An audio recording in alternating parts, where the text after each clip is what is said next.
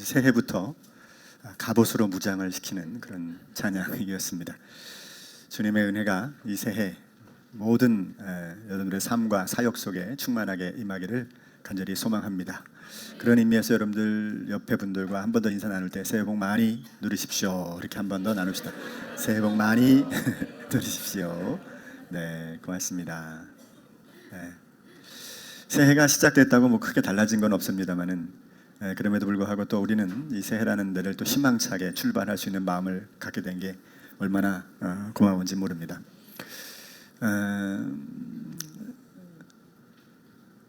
믿음이라고 하는 요소 안에는 믿는다라고 하는 행위와 그리고 동시에 무엇을 믿을 것이냐에 대한 믿음의 내용이 포함되어져 있죠.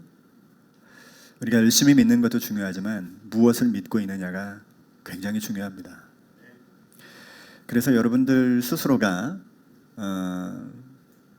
믿음에 대한 내용을 여러분들에게 스스로 이야기할 수 있었으면 좋겠습니다. 배운 걸 확증하셔라 이 말이죠.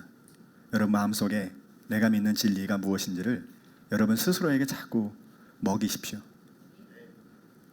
누구에게든 대답할 말이 있을 수 있도록 1차적으로 나 자신에게 그 일을 할 수 있다라고 하는 것이 되게 중요하고, 사람은 손해보는 삶을 절대로 살지 않습니다. 그게 여러분 나쁜 게 아니고요, 그게 맞아요. 우리가 영적인 삶도 이게 유익이고 이익이니까 이렇게 사는 거예요. 맞죠? 오늘 이곳에 예배하는 것이 여러분에게 유익이 되시는 겁니까? 유익을 넘어 우리에게 절대적으로 필요한 것이라고 하는 마음이 있을 때 우리가 예배를 드릴 수 있고 믿음을 선택할 수 있는 거예요. 이 새 출발을 새해 시작하면서 여러분들 안에 그 믿음의 내용들로 꽉꽉 찼으면 좋겠어요. 그러면 피곤하지 않아요. 왜? 내게 주어진 삶을 그냥 살아낼 수 있는 힘이 생기니까 자연스러워지는 겁니다. 믿음이 골치 아파지지 않습니다. 근데 이게 내용이 없어지면 믿는 건지 안 믿는 건지 몰라가지고 매일 갈등이 오고 힘들어집니다. 주님을 분명히 바라보고 나아가는 우리가 되었으면 좋겠고, 그 믿음의 지식 안에 풍성한 은혜가 있기를 바랍니다. 한번 따라해서 해볼까요? 지식이, 믿음의 지식이 소명이 되게 하자. 꼭 기억하십시오. 믿음의 지식이 나에게 소명을 불러올 수 있도록, 내가 아는 신앙의 지식이 나를 살리는 나의 걸어가는 방향과 길이 될 수 있도록 그런 마음을 품으셨으면 좋겠습니다. 오늘 함께 떡을 떼는 공동체라는 제목으로 잠시 은혜를 나누고 이 말씀에 힘입어 성찬의 예식을 진행하도록 하겠습니다. 교회는 예수님께서 세우셨어요. 네, 이 땅에서 하나님 나라의 능력을 경험하게 하려고. 그래서 여러분, 저와 여러분들이 먼저 하나님의 나라를 이 땅에서 교회를 통해서 경험하는 거예요. 맛보는 겁니다. 그리고 이 세상을 향하여 축복의 통로가 되는 거죠. 나도 맛봤으니 이웃에게도 맛보게 해주는 거, 그게 자연스럽게 우리 가운데 펼쳐가야 될 일인 것이죠. 원래 이게 누구에게 주어진 거냐면 유대인들 거였는데, 아브라함의 자손들 거였는데, 그들이 예수님의 십자가 앞에서 십자가에 못 박아라 그러면서 우리의 왕은 가이사다 그러면서 예수님을 포기했어요. 그 순간에 이제 그들은 예수 그리스도의 왕되심이 권리가 포기되어지고 하나님 예수님이 세우신 교회에게 이 축복의 권한이 돌아간 거죠. 우리의 교회로는 이런 것이어야 됩니다. 세상에 복을 주는 통로, 세상을 축복하는 통로, 이게 교회인 겁니다. 그리고 그 교회 구성하는 우리 한 사람 한 사람이 하나님 나라의 능력을 경험해야 되는 거죠. 하나님 나라의 능력이 뭘까요? 죄와 사망을 이기고 하나님 나라 그 안에서 하나님과 소통을 하게 되는 겁니다. 그래서 마태복음 16장 18절 19절에 이 본문이 나와 있는데, 내가 내 반석 위에 내 교회를 세우리라. 사망의 권세가 이길 수 없다, 음부의 권세가 이길 수 없다. 이 말은 죄와 사망에서 우리를 자유롭게 하겠다는 얘기예요. 그리고 19절에 가서는 어떻게 해요? 내가 천국의 열쇠를 네게 주노니. 그러면서 천국의 열쇠를 교회에게 위임하심으로 하나님과의 소통을 이루고 교회가 얼마나 이 역할을 감당할 수 있는지를 보여주신 거예요. 죄와 사망을 해결하시고 하나님과의 소통이 가능해진 것이 바로 교회를 통해서 이루신 하나님의 위대한 역사예요. 그런데 교회가 이런 은혜를 누리려면 반드시 선행돼야 되는 게 뭐냐면 그 교회 공동체의 중심에 예수 그리스도가 머리가 되어 주셔야 된다. 주님이 세우셨음을 믿고 주님이 통치하심이 드러나야 되는 거예요. 그러니까 우리 가운데 서로 만나고 대화하고 서로 함께 우리가 교회 생활을 만들어가지만 우리가 잊어버리지 말아야 될 것은 우리의 머리 되시는 분은 예수 그리스도다. 우리 모두가 그분 안에 거함으로 우리가 이곳에 있는 것이고 존재하는 것인 것을 기억하고 계셔야 된다는 거예요. 그래서 주님의 머리 되심을 가장 분명하게 보여주는 이 예식이 저는 이 성찬 예식이라고 말씀을 드리고 싶은 거예요. 왜 그분이 우리의 머리가 되셨을까? 왜 그분이 우리의 주인이 되셨을까?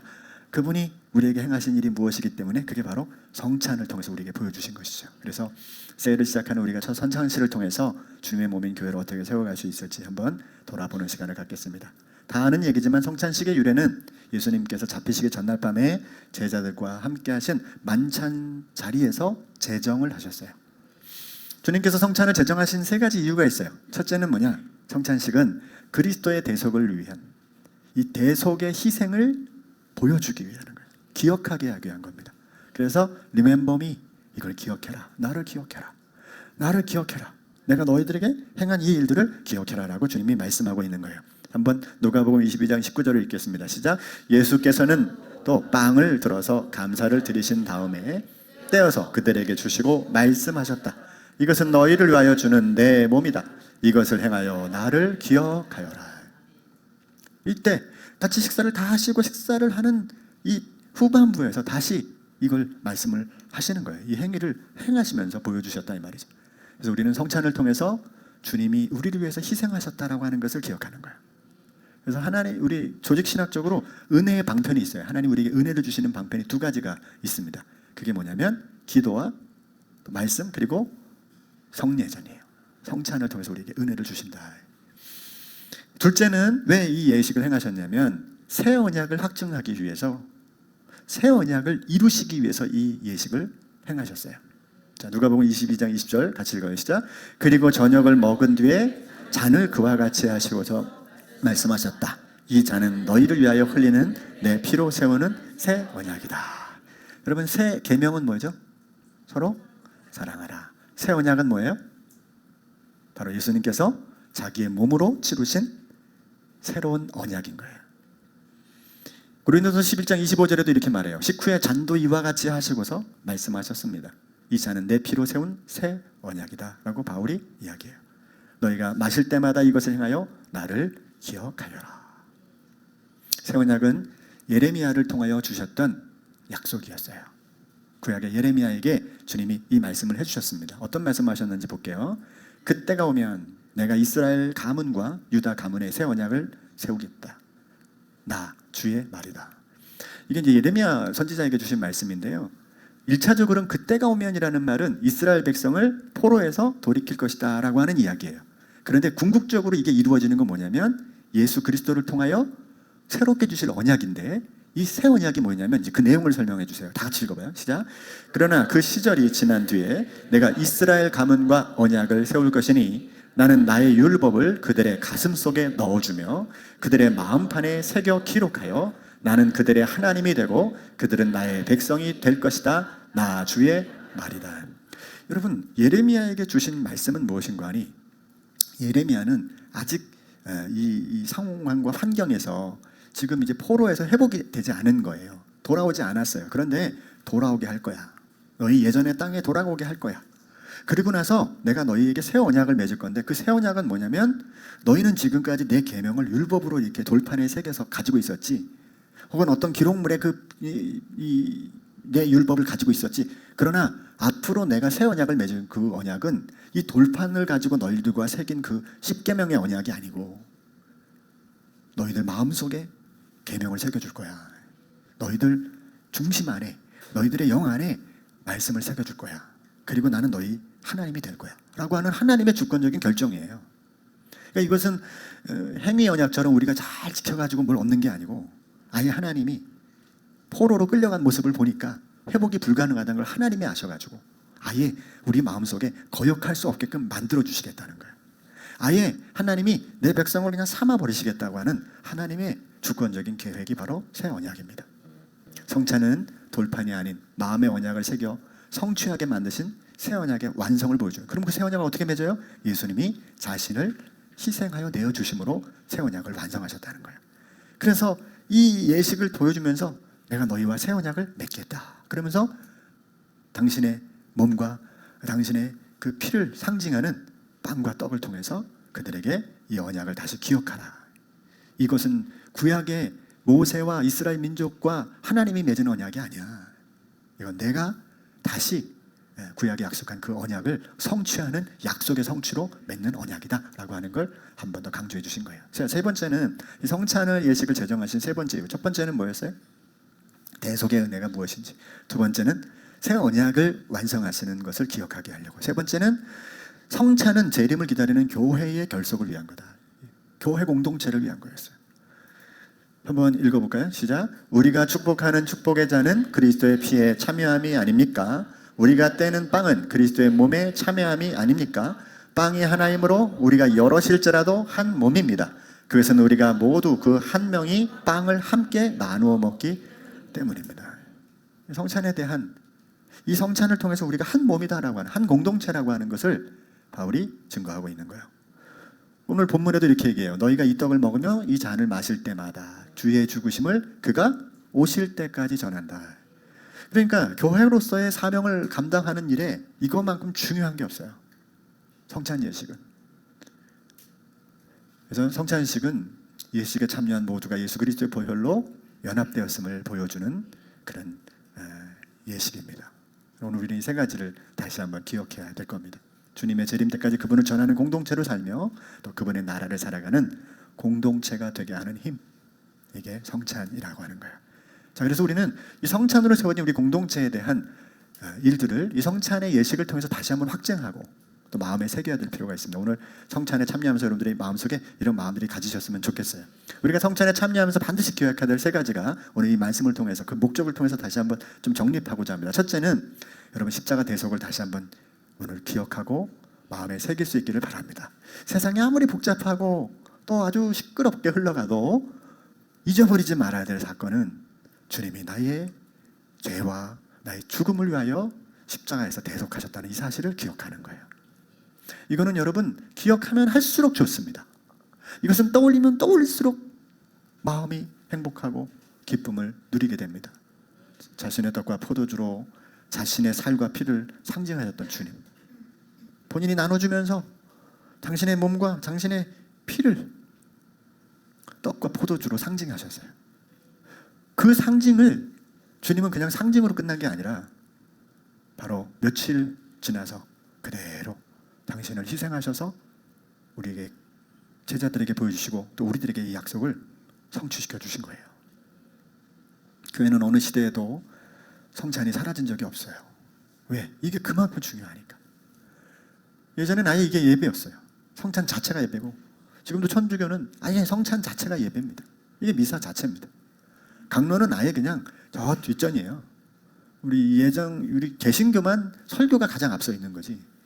예전 자체가, 예배 자체가 성찬 그 자체로 예배를 드립니다.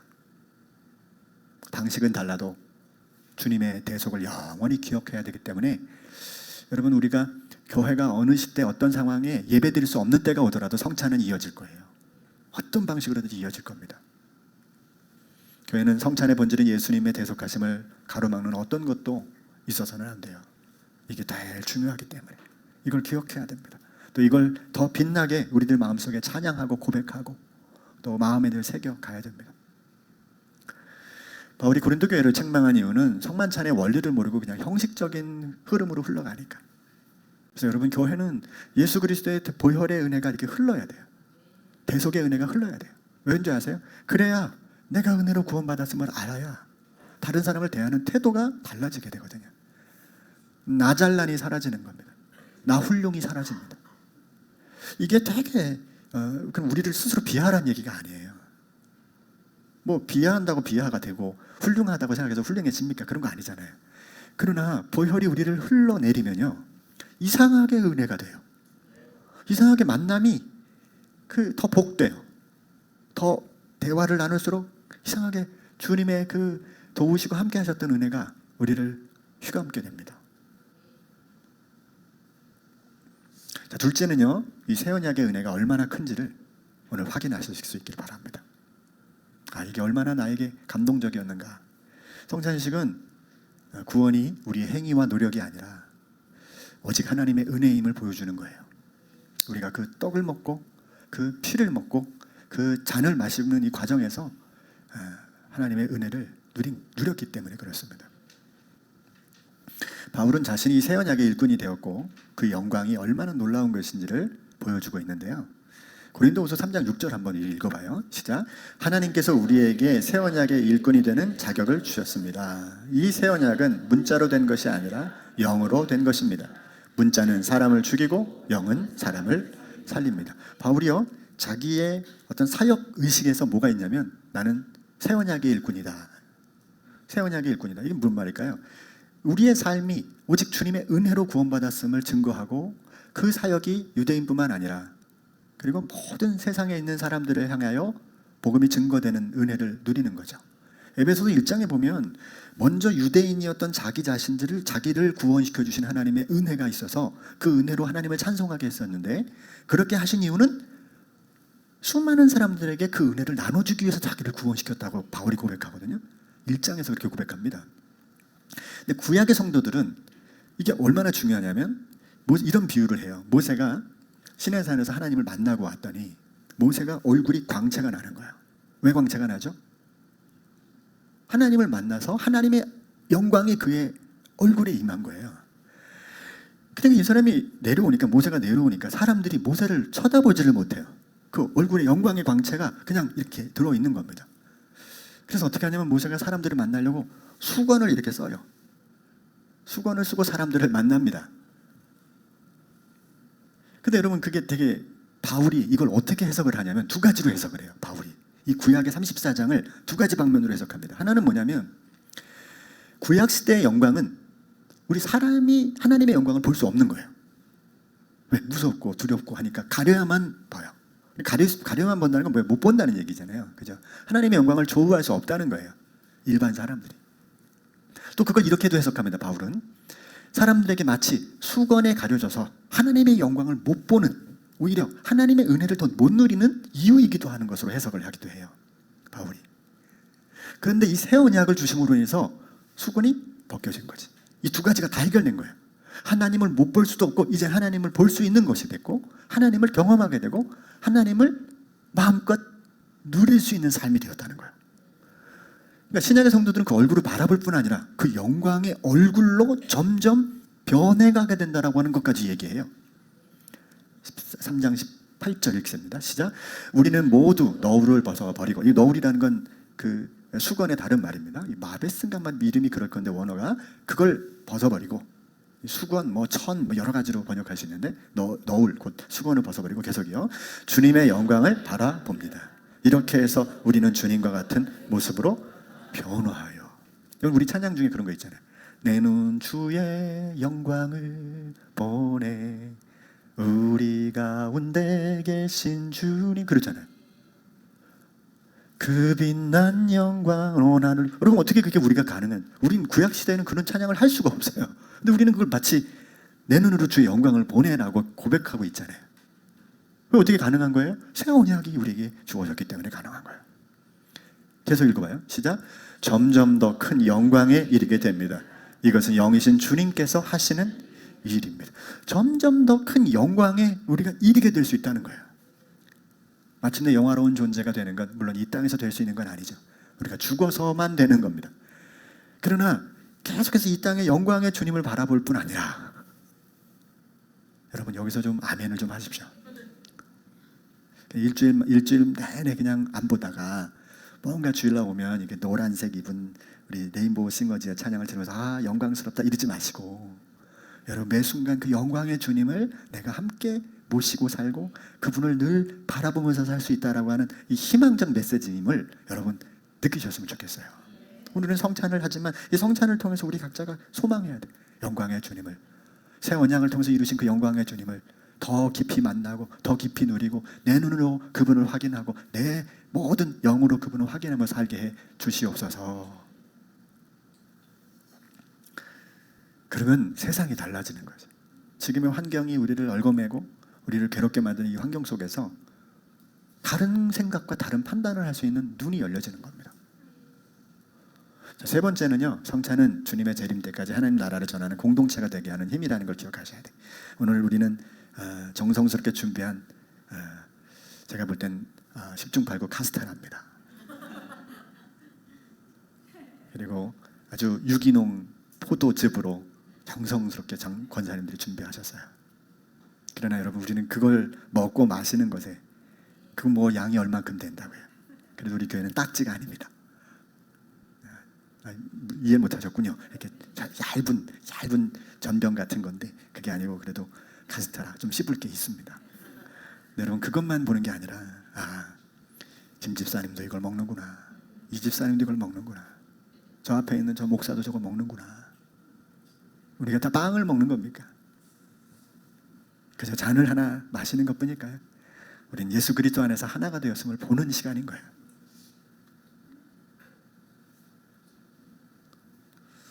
하나님 나라를 세상에 전하는 일은 혼자로서는 진짜 불가능합니다.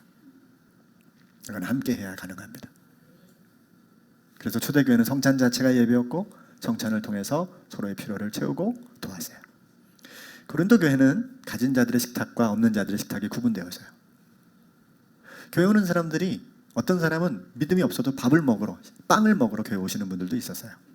근데 그들에게는 주어지지 않을 때가 많았어요. 그래서 교회 안에 누구는 너무 많이 먹어서 배부르고 또 포도주도 충분히 먹어서 취할 정도가 됐지만 어떤 사람들은 굶주린 채로 돌아가는 상황이 펼쳐졌던 게 고린도 교회였어요. 바울은 이 문제를 심각하게 다뤘습니다. 어떻게 얘기했냐면 이건 교회가 아니요 라고 말했어요. 나는 주님께 그렇게 받지 않았어. 그리고 난 여러분들에게 그렇게 전해주지도 않았어 라고 말하는 거예요. 그러면서 예수님께서 세우신 그 새 언약과 더불어 맺으신 그 성만찬의 그 정신을 다시 한번 이들에게 알려주었어요. 여러분, 고린도서 11장 30절에 보면 바울이 이런 표현을 했는데 이게 굉장히 무서운 얘기인데요. 이 때문에 여러분 가운데는 몸이 약한 사람과 병든 사람이 많고 죽은 사람도 적지 않습니다 그랬어요. 고린도 교회 1년에 어떤 문제가 생겼나 봐요. 그래서 많은 사람이 죽고 병이 들고 또 몸이 약해진 사람들이 많았었나 봅니다. 근데 바울은 이걸 성찬을 온전히 지키지 않았기 때문에 그런 거야 라고 정의를 딱 해버려요. 이게 되게 무서운 얘기죠. 이게. 그럼 교회는요 되게 건강하게 살아야 돼요. 건강하게. 그러니까 교회에 와서 스트레스가 있으면 안 돼요. 여러분, 무지개교회 오면 스트레스가 있습니까? 눈치가 보이십니까? 여러분이 어떤 요소가 있으면 얘기해 주세요. 권사님들한테 얘기하시고 장로님들한테 얘기하시고 저한테도 얘기하세요. 그게 있으면 안 돼요. 교회는 예수 그리스도의 한 몸에서 나온 한 몸으로 우리가 구원을 누린 사람들이기 때문에 우리가 서로 격려와 위로와 힘을 더해 주셔야 돼요. 이게 교회거든요. 그러니까 좀 부족해도 모자라도 당당히 내 교회라고 설명할 수 있고 당당히 내 아버지 집이라고 말씀할 수 있는 그런 교회가 돼야 돼요. 외형이나 뭐 환경은 좀 부족할 수 있어요. 그러나 우리 공동체는 그런 환경이 돼서는 안 됩니다. 주님이 기뻐하시는 공동체로 세우는 힘이 성찬에 있다는 걸 기억하시고 단지 우리가 이 예식을 끝내는 정도가 아니라 이 예식은 우리를 그렇게 한 몸으로 만드는 힘이 된다는 걸 기억하셔야 된다는 거예요. 주님께서 자신의 생명을 내어주셨듯이 교회 공동체도 서로에게 필요한 존재로 세워가는 거예요. 서로를 격려하고 위로하고 돕고 2026년 무지개효가 다시 출발했다고 저는 생각합니다. 근데 그 속에서 우리는 이 성찬으로 시작해서 다시금 우리 각자가 주님의 은혜 때문에 구원을 받았다. 그리고 우리는 새 언약의 백성으로 날마다 그 영광 가운데에서 살아갈 수 있는 능력을 얻었다. 그리고 이제 그 능력을 얻은 한 사람 한 사람이 우리가 한 몸 된 공동체다. 그래서 교회 오시면 귀를 넓게 여셔서 사람들에게 자주 물어보세요. 별일은 없으셨어요? 힘든 일은 없나요? 내가 뭐 도와드릴 수 있는 건 없어요? 여러분, 얼마나 좋아요. 우리 교회는 전문가들이 많으시거든. 각층의 전문가들이 많아요. 그리고 지금까지 이렇게 살아오셨어요. 제가 볼 때 너무 고맙고 감사한 분들이 너무 많습니다. 그런데 그 마음속에서 한 번 더 그들의 귀를 기울이고 그들의 마음을 기울이고 안 보이다가 보이면 아이고 반갑습니다. 또 오랜만에 또 상황이 있었으면 아유 무슨 일은 없었어요. 귀를 기울이는 것. 이게 우리 공동체의 힘이어야 됩니다. 그러면 진짜 성찬을 나누는 공동체가 되는 거죠. 아멘이시죠? 그렇게 됐으면 좋겠습니다. 서로 기도해주고 서로가 서로에게 도움이 되고 사랑이 되는 그런 은혜가 오늘 성찬을 통해서 다시금 결단되는 은혜가 있기를 소망합니다. 기도하겠습니다. 고마우신 하나님 감사합니다. 새해를 시작하며 주께서 만찬의 자리에서 베푸셨던 새 언약, 나는 너희들에게 내 몸과 내 피를 내어주기까지 너희들을 사랑하고 너희들의 죄와 사망을 대속할 뿐 아니라 이제 새 언약을 너희에게 주어서 내 영광을 너희에게 두고 너희를 나의 백성으로 삼으리라 라고 말씀하신 그 아름다운 공동체를 세워주셨음을 감사를 드립니다. 주님이 이 땅에서 사역하셨던 지 2000년이 지나간 지금 다시금 이 작은 공동체 안에 그 놀라운 주님의 뜻과 계획이 이루어지는 축복의 예식이 되게 하여 주시옵소서. 우리의 무지개 공동체가 이 일을 통하여 더 강건하며 서로에게 위로가 되고 힘이 되고 격려가 되고 그 어떤 상황의 허물과 연약함도 덮을 수 있는 여유와 넉넉함이 이 성찬의 예식에 참여하는 그 은혜로 말미암아 회복되게 해 주시옵소서. 그래서 우리가 교회로 마음껏 자랑하고 예수 그리스도의 그 나라와 그 아들의 위대한 역사들을 우리가 펼쳐갈 수 있는 축복의 또 한 해가 시작될 수 있도록 도와주시옵소서. 이제 주님 우리가 성찬 예식을 진행합니다. 이 성찬을 준비한 손길을 기억하시고 이 성찬에 참여하는 모든 이들에게 주의 권능과 능력이 함께하는 시간이 되게 하여 주시옵소서. 예수님의 이름으로 기도드렸사옵나이다. 아멘.